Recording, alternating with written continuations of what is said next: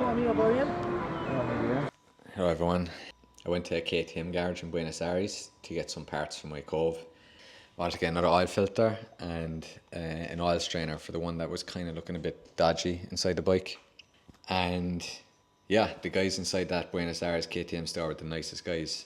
They only had the oil filter in stock. They didn't have an oil strainer. They didn't have it with them. They could have gotten it for me, but I was leaving Buenos Aires, so by the time they would have got it in, it was going to be too late. But the guys were very cool. They showed me around the showroom. They showed me the vehicles, the different types of KTMs, even the quad thing.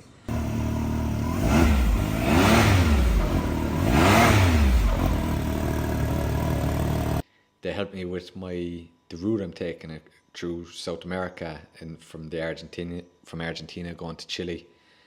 They even gave me merchandise. They gave me this T-shirt, gave me a KTM hat. You know, they were just awesome guys. And I'd never been in a KTM showroom before, and I was actually really impressed with the KTMs. They're like really, really nice bikes. You can see how well engineered they are. And after being here, I've now heard the news that KTM is in financial turmoil, whatever you call it. They're in trouble. They've lost hundreds of millions. And I'm sad to hear this. I wonder what it means now for these guys, for KTM and the bikes, and the knock-on effect to other bike brands now that they're in trouble. And it made me reflect why didn't I think of getting one of the KTMs when I was picking my adventure bike for South America, why I went with the Kove. Because I made a video comparing, like, you know, the Hondas, Yamahas, BMWs and stuff, but I didn't even factor in KTM. And my thinking at the time was they're expensive and they're unreliable. That was my thinking at the time. And I think it's funny that I thought that they're unreliable, and now my Kove has a KTM engine inside it, and I don't think that the bike is unreliable. So I did like a small bit of research, and I've come up with a few reasons why I think KTM are having issues, and this is just my opinion. You know, many people will probably disagree with it, but it's just my opinion. And yeah, so here they are. I think the names and the variations of the bikes are a bit confusing. Like, as an experiment, I called 4 of my bike buddies, and 2 of them couldn't name one KTM. Now, that they weren't like the most hardcore bikers, but not one KTM could they name. And I think the naming of the bikes and the variations of bikes is very confusing. I think that's something that KTM has to address and fix up a bit. When Steve Jobs came back to Apple in the 90s, I think, or was it early 2000s, I can't remember. I read the book, but after they fired him and he ended up coming back, the first thing he did was like wipe out so much of the stuff, like just focus on what sells well, what's profitable. And I think KTM need to do that. I think it just needs to be tidied up. It has to be more niche and focus on what the market wants. It kind of brings me on to what Porsche did, because Porsche were also in trouble years ago. They were having serious financial issues, and they ended up bringing out the Porsche Cayenne, which is like a Jeep thing, and like all the enthusiasts were freaking out over this. It's like, you're watering down the brand, you're going to ruin the brand and stuff. But that ended up saving the brand, and that allowed them to make all the mental stuff, all the exotic cars, and then have like a reliable banking earner in the Cayenne. The Boxster was also a bit of that, but the Cayenne was the main one. And it allows them to keep making all the kind of wilder stuff. And that's what the KTMs are a bit like, as in, the KTMs are a bit of like a someday I'll own that bike.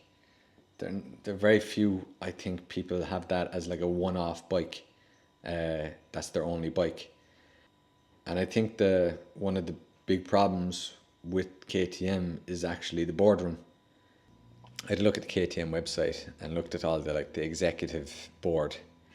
All these guys have a background in either sales or some kind of business or economics background.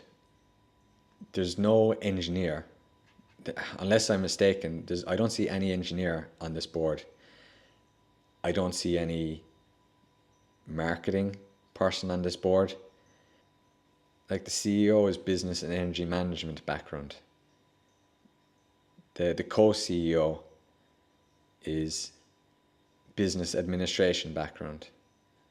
And look at this guy, Rudolph. He's in charge of production and quality management, and his background is economics. I think they're looking at the next quarter and they're not in tune at all with what their fans want.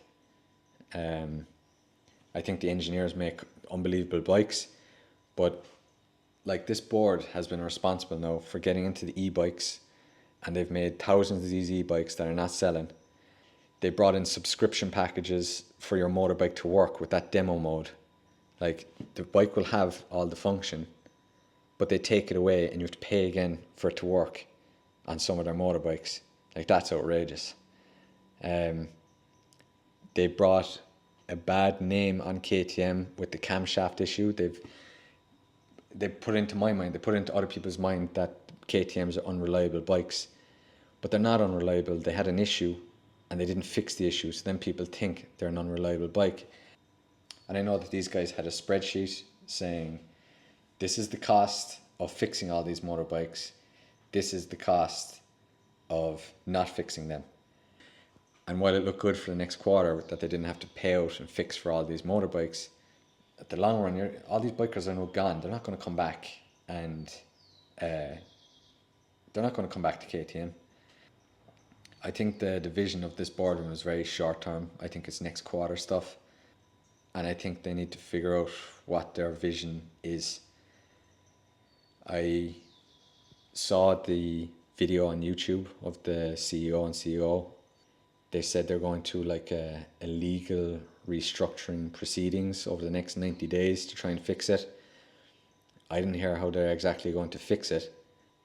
But ultimately, I think the KTM brand will survive, but I think it's going to go bankrupt first.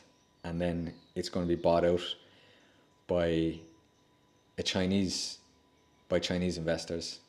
I honestly think that's going to happen, because you've so many of these guys looking for like a dealer network around the globe, and that's what KTM have. They're all out, they're everywhere. They're here, they're in Argentina, and it could become KTM CF Moto. It could become whatever. But yeah, that's just my opinion. I said I'd give it. Everyone has an opinion, so and that's the reason I didn't pick a KTM. I've said my bit. So this next section here, I'm going to be tightening the chain of the Kove, because I'm getting the ECU remapped as it's going on a rolling road. So I just want the chain to be all good. It's after getting a little loose. So yeah, here we go.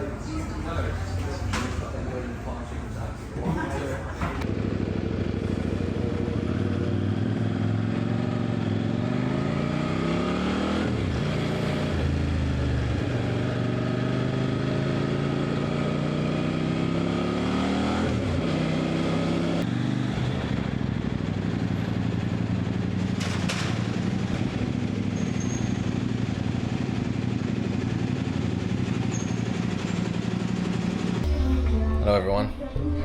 There's a street festival going on outside my apartment.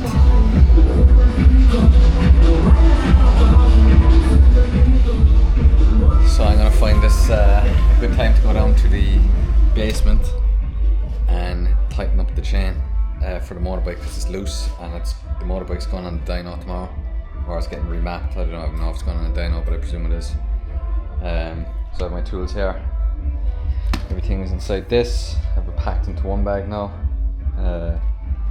Yeah, so let's try and tighten the chain.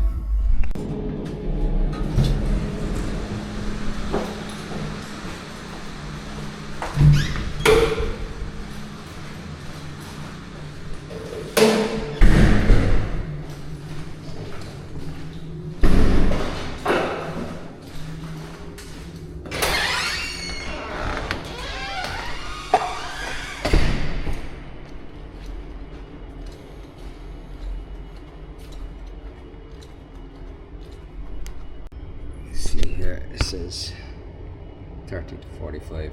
I think 45 is pretty standard, so that's what I'm going to set it to. First thing is to loosen this lock nut, or the axle nut, and then loosen this one, and then adjust with this. And you can see the markings here. Oh, the light's terrible. There's these markings, and this is how I'm going to adjust it, and I'm going to keep turning it until this sag is within 45 millimeters, which is the width of this tape.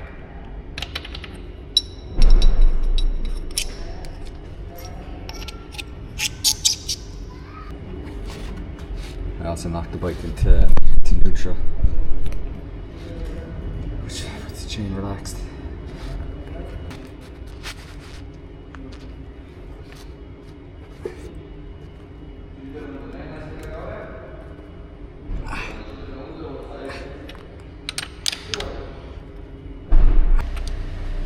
Wondering why I didn't push down on this side. This is sticking out. I can't push down.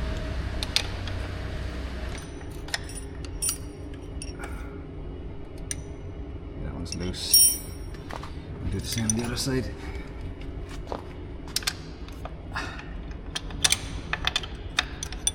Okay, so this one's loose now.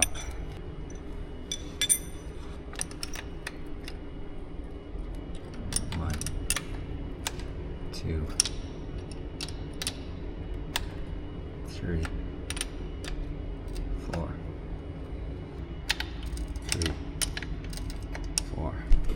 Now we check the chain. That looks much better. Get it right first time. Oh yeah, looking perfect. Okay, just make sure that the alignment now, so those little notches. Little notches there, so that's 1, 2, 3, 4, 5 and a bit. 3, 4. This is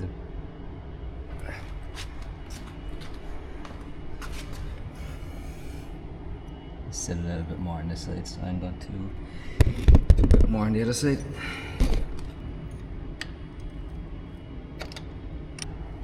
Yeah, that's the same now. Right, tighten this one up.